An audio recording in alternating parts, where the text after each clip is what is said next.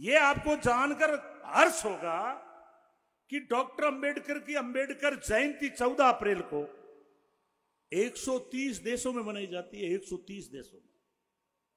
इसलिए मैं थोड़ा सा उनका बचपन का विवरण बता रहा हूं कि बाबा साहब 1891 में पैदा हुए। उस टाइम ये देश गुलाम था, अंग्रेजों का राज था। अंग्रेज आए 1680 में, एक दुकान खोलने के लिए, ईस्ट इंडिया कंपनी। और जब इन्होंने देखा अंग्रेजों ने कि भारत में शिक्षा नहीं है, स्कूल नहीं है, सड़क नहीं है, महाविद्यालय नहीं है, बिजली नहीं है, क्योंकि ये जो बिजली आप देख रहे हो ना आज घर घर के अंदर, ये महाराजाओं के घरों में होती थी, गढ़ों में, एक दो घरों में। तो जब उन्होंने देखा कि ये लोग, देश बहुत बड़ा है, रॉ मेटेरियल खूब है, कोई कमी नहीं है, लेकिन ये जातिवाद के कारण आपस में टूटे हुए हैं। क्योंकि उस टाइम की जो व्यवस्था थी, हमारी वर्ण व्यवस्था, हमें 4 भागों में बांट दिया और इन तीनों का वजन आ गया शूद्रों पे। अरे उन शूद्रों को कह दिया तुम अछूतो बस्तियों से बाहर रहोगे। डॉक्टर अंबेडकर के पिताजी हवलदार थे सेना में। जब वो स्कूल जाते थे, उनको स्कूल से बाहर बैठने को मजबूर कर दिया कि अछूत है, अगर ये साथ में बैठ गए तो हम तो बिटीन जाएंगे, अछूत हो जाएंगे। अब देखिए अछूत में कितना करंट है कि अगर वो किसी के टच हो जाता है तो वो अछूत हो जाता है। किसी मंदिर में घुस जाता है तो कहते हैं मंदिर जो है हमारा भ्रष्ट हो गया। इसका मतलब ताकतवर कौन हुआ? वो अछूत हुआ। तो डॉक्टर अंबेडकर एक बार स्कूल से ढाणी जा रहे थे पढ़कर, रास्ते में बैलगाड़ी में बैठ गए। रास्ते में उसने पूछ लिया बेटा तेरी जाति क्या है? उसने कहा भाई चमार है। तो वे गाड़ी से नीचे उतर और उस गाड़ी के ऊपर उन्होंने, आपको पता ही है, गंगा जल छिड़का, पानी छिड़का कि गाड़ी अछूत हो गई। लेकिन डॉक्टर अंबेडकर कभी घबराए नहीं। वो जब पढ़ के बाहर से आए तो भी चींपियों से फाइलें पकड़ाते थे, क्योंकि वकील बन गए थे। 12वीं कर ली। उस टाइम एक पिछड़े वर्ग में, जाट कह दो, बिश्नोई कह दो, कुम्हार कह दो, साहू जी महाराज, उन्होंने एक घोषणा की कि कोई भी स्टूडेंट अगर देश से बाहर पढ़ना चाहता है मैं उसको छात्रवृत्ति दूंगा। तो डॉक्टर अंबेडकर ने पर्चा भर दिया कि मुझे छात्रवृत्ति चाहिए। छात्रवृत्ति दे दी, लेकिन शर्त लिखी गई कि वापस आके मेरी सेना में ही नौकरी करोगे आप। डॉक्टर अंबेडकर चले गए पढ़ने के लिए, अमेरिका चले गए, इंग्लैंड चले गए।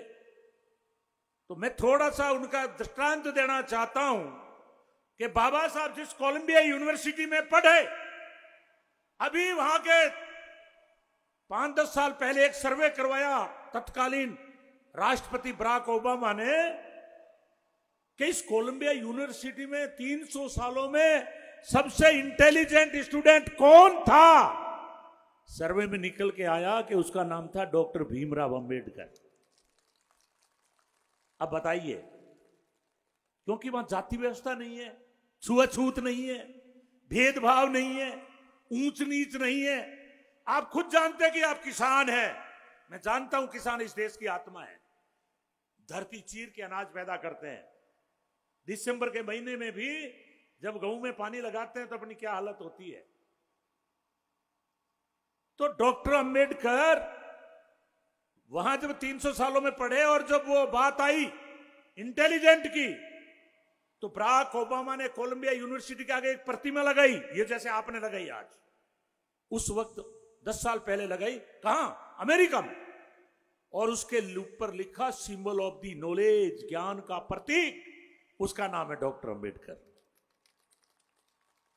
क्योंकि साथियों, दुर्भाग्य इस बात का है कि हम जातिवाद के कारण हमारा देश हजारों साल गुलाम रहा।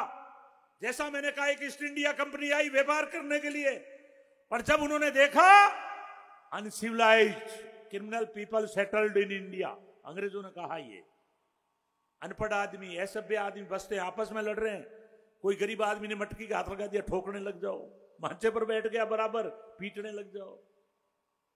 तो इस फूट का फायदा उठाकर अंग्रेज 300 साल राज कर गए। 1680 में आए, उन्होंने फूट का फायदा उठा के यहां के राजा बन गए। हमारे जो राजा महाराजा थे, आज जो भारत का नक्शा दिख रहा है, ये नक्शा नहीं था। बीकानेर अलग, जोधपुर अलग, नागौर अलग, चूरू अलग, सीकर अलग, 585 रियासतें थी आजादी से पहले। मैं आज उनको नमन करना चाहता हूं, उसमें भगत सिंह जी का नाम आता है। लाखों लोग हंसते हंसते शहीद हो गए। भगत सिंह को इसलिए पूजा जाता है कि 23 साल की उम्र में इंग्लैंड के अंदर पार्लियामेंट के अंदर बम पटक दिया था। उनको यहां सजा हो गई। उन्होंने कहा आप माफी मांग लो, हम छोड़ देंगे। जैसे अभी आरएसएस और बीजेपी के लोग केंद्र में बैठे हैं, इनका नेता था सावरकर, उसने एक हत्या कर दी थी वहीं आजादी को लेकर। आजादी का आंदोलन चल रहा था। 1915 के बाद में महात्मा गांधी आ गए, तो सावरकर ने 9 बार गलती मांगी अंग्रेजों से कि मुझे छोड़ दो, मैं आजादी की लड़ाई नहीं लड़ूंगा। भगत सिंह उल्टा चलता था। भगत सिंह के डू और डाई। जब 1942 के अंदर महात्मा गांधी ने आंदोलन चलाया, डू और डाई, करो या मरो, लेकिन अंग्रेजों भारत छोड़ो। लेकिन उससे पहले ही भगत सिंह जी फांसी के फंदे पर चूम गए। इसलिए आज भगत सिंह की मूर्ति लगाई है। इससे आपका नौजवान प्रेरणा लेगा। आपके बच्चे ये सीखेंगे, जो छोटे छोटे बच्चे बैठे हैं, ये पूछें कि भगत सिंह कौन था, तो कहेंगे सरदार था पंजाब का। तो फिर उसका आलसर में क्या काम है? इसलिए मेरे किसान भाइयों, डॉक्टर अंबेडकर ने कहा है कि शिक्षा वो शेरनी का दूध है, जो पिएगा वो शेर की तरह दौड़ेगा। आज जितने भी अफसर हैं, तहसीलदार हो, एसपी हो, कलेक्टर हो, ये सब पढ़ लिखने के बाद अफसर बने, अपना रिश्तेदार कोई नहीं है। वो क्यों बने? कि संविधान में लिख दिया समानता, स्वतंत्रता। तो डॉक्टर अंबेडकर का एक किस्सा कह करके फिर मैं आगे बढ़ूंगा। 1932 में जब देश गुलाम था, गोलमेज सम्मेलन हुआ, उसमें महात्मा गांधी जी भी गए हुए थे अमेरिका, इंग्लैंड में। तो उनकी पत्नी थी रमाबाई। 3 बेटे पहले इलाज के अभाव में मर गए थे, चौथा बेटा था राजरतन। तो रमाबाई ने कहा, बाबा साहब आप तो जा रहे हो गोलमेज सम्मेलन में, अगर ये बच्चे को इलाज नहीं मिला तो ये खत्म हो जाएगा। कहां अस्पतालें थी, कहां इलाज था, कहां पैसा था? तो क्या कहा डॉक्टर भीमराव अंबेडकर ने? उन्होंने कहा आजादी की जंग चल रही है, भारत आजाद होगा, संविधान पर चर्चा होनी है, मेरे को जाना बहुत जरूरी है। रमाबाई, मैं मानता हूं कि इलाज के अभाव में राजरतन जा सकता है, लेकिन मैं ये चाहता हूं कि किसानों के बेटे, दलितों के बेटे, मैं ये चाहता हूं कि इस देश में ऐसा संविधान तैयार करें जिससे आने वाले समय में गरीबों के बेटे, किसानों के बेटे भी इस देश में राज कर सके। संविधान की तैयारी हो रही थी, आज उसी का परिणाम है कि फूसाराम शेर की तरह दौड़ रहा है, कोई रोक नहीं सकता। गोविंद राम दलित का बेटा होकर कैबिनेट मंत्री बन गया। ये हमारे संविधान में कला थी।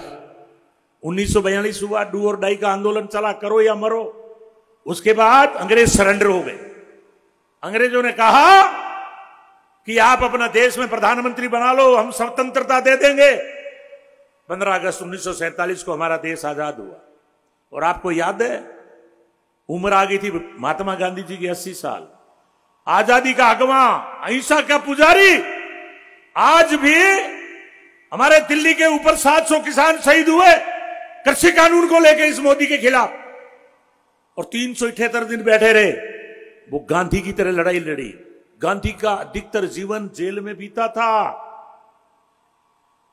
आपको याद दिलाना चाहता हूं कि ये जो आज कहते हैं हम भारत माता की जय बोल रहे हैं, इन्होंने देश का बेड़ा गर्क कर दिया है भारतीय जनता पार्टी और आरएसएस के लोगों ने।